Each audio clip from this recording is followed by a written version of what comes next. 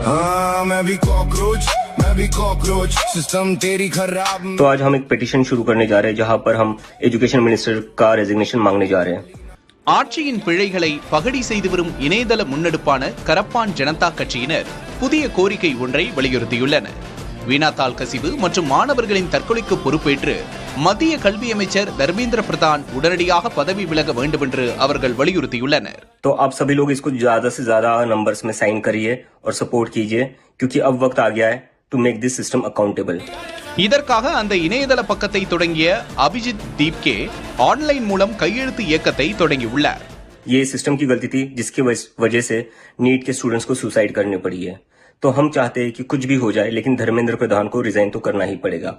கடந்த 10 ஆண்டுகளாக தொடரும் வினாத்தாள் கசிவு முறைகேடுகளால் லட்சக்கணக்கான மாணவர்களின் எதிர்காலம் பாழாகி இருப்பதாக அவர் குற்றம் சாட்டியுள்ளார். கல்வி அமைப்பின் இந்த தொடர் தோல்விகள் மற்றும்